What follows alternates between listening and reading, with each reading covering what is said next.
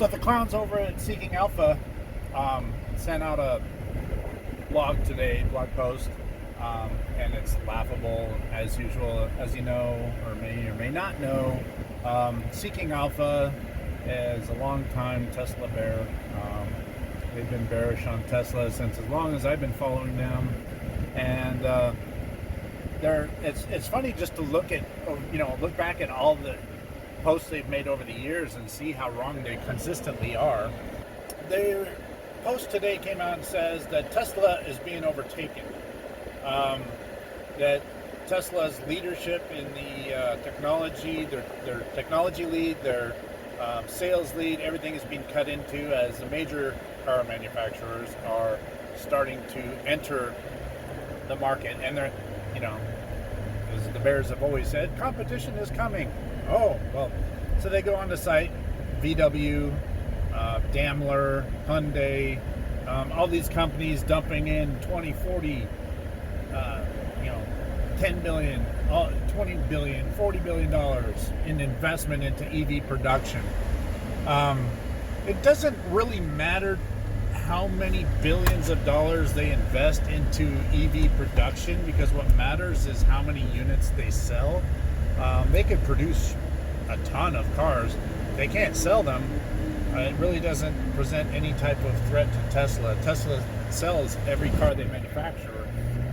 They don't have a dealership network, so there are no dealership lots where these cars sit in inventory, and that's every legacy automaker does.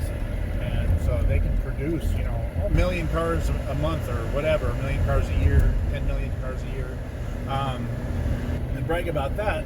But meanwhile, 50 to 60% of that is sitting on the lots at the dealership by the end of the model year, and then they go on the closeouts. Then they have to throw incentives to the dealers to move those to make way. We got to make room for the next year's model. Well, why are the last year's models still sitting on the lot after a year? You ever think to ask that question? But with Tesla, you order your car and you have to wait. It doesn't sit. It hasn't been sitting on the lot for 6 months. It basically, you're waiting for it to roll off the assembly line and then be delivered to you. So it's a much different business model, but you have to laugh at this $40 billion. Tesla is doing it without having to spend $40 billion. Especially when these legacy automakers spend a huge portion of that money into advertising and marketing, where Tesla spends zero on advertising and marketing. So it's funny. I'll put some screenshots of that up on there. But basically, you'll see that it's laughable. The competition is coming. They've been saying that for 10 years. There is no competition. Nobody is matching Tesla in sales and their technology. The legacy automakers are falling further and further behind. They're already 10 years behind on technology, at least. And, at least Toyota was honest when they looked at, they tore apart the Model 3 and looked at the full self-driving computer. Toyota looked at that and said, we cannot make this. It would take 8 years to make something like this, and by that time, Tesla would have another 8-year leap. So at least Toyota knows what's in the cards for them, and if they're lucky, it doesn't include bankruptcy, but it probably does. The article went on further to talk about these legacy automakers that are getting into EVs are starting to cut into Tesla's market share. And of course, the one example that they pick is Norway. Oh, look, the market share of Model 3s, just the one model, the Model 3 market share went down a little bit in Norway. Well, they always pick Norway because Norway is a small population and it's the highest per capita of EV drivers, and so that market is already highly saturated, and the majority of that saturation is Tesla. So Tesla has everything to lose there, and it's very hard to get the last few percentage points of you can't have 100% of the market share. That's not possible. It might be, but it hasn't happened yet. But as more cars become available, especially on the lower end of the price range, the smaller price points, it's going. The Model 3, which starts at $37,000, is going to lose out to those cheaper cars. So that's nothing new. But on a global scale, Tesla is not losing market share, and it's not losing market share probably in any other market. And if you look at all the models of Tesla cars, they're not losing market share. I don't even think they're losing market share in Norway. But anyway, Seeking Alpha, what a joke they are.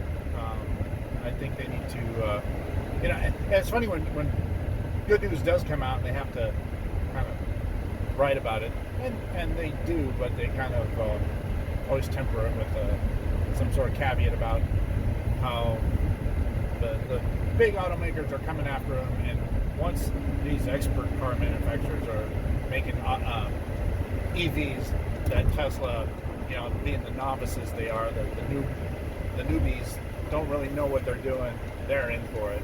Well, I think Seeking Alpha's in for it. They don't know what the hell they're talking about. But anyway, I'll leave a link here. Check it out. It's these guys are a joke. The desperation of the Tesla bears is laughable. I was going to do a video because I've been wondering after the battery day what the bears would turn to, what they would say.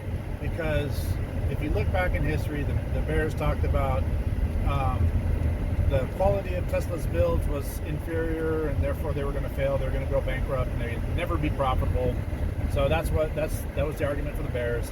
Then you had them showing profit, 2 quarters, and then a couple losses, and then 4 quarters in a row. So that argument's gone. The profitability argument's gone. They still bring up ZEV credits. Doesn't matter. They're profitable without ZEV credits, contrary to what a lot of the bears think. Then once the build quality improved, that argument went away. Now they talk about, the full self-driving will never be workable. Well, that remains to be seen. So you could bet that it won't. But then you look at these same people are backing Waymo and Mercedes and all these other companies that are working on full self-driving, and because they're using LiDAR, they think it's going to be a success, and you can't have full self-driving relying on LiDAR and ultrasonics and things like that. You have to have image recognition, you have to have artificial intelligence running, and they don't. You also have to have massive amounts of data, which they do not have. They're also working within geofenced areas, so the markets are limited, and it's just not going to work. It's doomed to fail. So you have that. That argument, okay, let's say even if full self-driving doesn't ever go, it doesn't ever become fully functional, you have a pretty good version of it that's working right now. You have some people that paid the $8,000 or $6,000, depending what they are. They might be a little bit unhappy, but how hard would it be to give them a partial refund? Should Tesla abandon the whole project and give up on it? I don't see that happening. We do have the private beta coming out later this year, and from what they're saying, it's going to be very close to level 5 self-driving. So I think that argument from the bears is going to go away. The build quality argument has gone away. The profitability argument has gone away.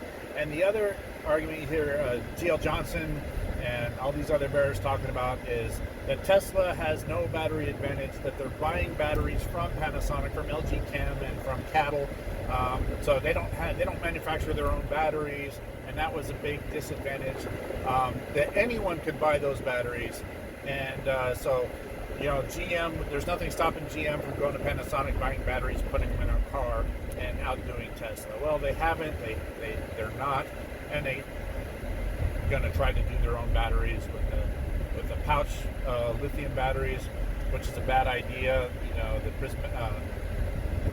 The pouch, the prismatics, they're all bad. Better to go with the cylindrical. So they got a poor design choice.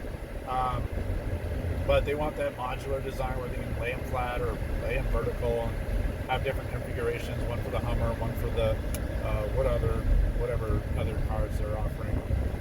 But they're all a joke.